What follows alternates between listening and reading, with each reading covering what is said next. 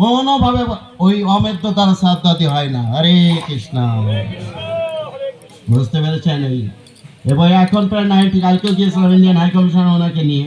আমাদের এই যে সব থেকে মানে আমরা কৃষি সম্প্রদায় ওদেরকে অবহেলিত মনে করি, কিন্তু সুন্দর একটি মন্দির করেছে। তারা এখন 10টা ঘর ভগবত ভক্তি অনুশীলন করছে, বুঝতে পেরেছেন? তারা গিয়ে গেছিলাম কাল 11:30, 12টায় এসেছি, 12টায়। এই জন্য কষ্ট মনে হচ্ছিল একটু, আবার তো 3টে, 3:30 উঠতে হয়।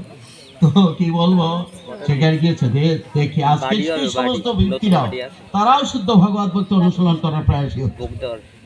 এই জন্য অনুরোধ করবো, এই বিষয়টি অত্যন্ত সূক্ষ্ম বিষয়। আজকে যে অচিন্ত্য প্রভু যে সুন্দর আয়োজন করেছেন, এই একটি বিষয় আমাদের সব থেকে পীড়া দেয়, বুঝতে পেরেছি? কেউ বলছে আপনার তোমার বাবা এই অমেদ্য দ্বারা মানে বেশি মাছ মাংস খেয়ে দেহ রেখেছে। তো বিষয়টি নিশ্চয়ই আপনারা কিছু অবহিত হয়েছেন বিষয়টি, বুঝতে পেরেছেন? এই জন্য শাস্ত্রে উল্লেখ করছে অমেদ্য, কলিযুগে বিশেষ করে পুরাণ থেকে উদ্ধৃতি দিচ্ছে, অমেদ্য দ্বারা পিতৃমাতৃর সাথে সম্পূর্ণ নিষিদ্ধ। গৌমে, দশমে, দেবর কর্তৃক সুত উৎপাদন, সন্ন্যাস, এই 4টি নিষিদ্ধ। শ্লোক হয়েছে, বুঝতে পেরেছে? শাস্ত্র বলছে, শাস্ত্রে। যাই হোক, আরো কয়েকটি বিষয় বলার খুব প্রয়াস ছিল, কিন্তু আমি বিশ্রাম নিচ্ছি, যেহেতু দ্বিপ্রহর অতিক্রান্ত হচ্ছে। আমাকে আবার ভোগ লাগানোর জন্য আহ্বান করছে, বা আমাদের প্রভুরাও রয়েছেন।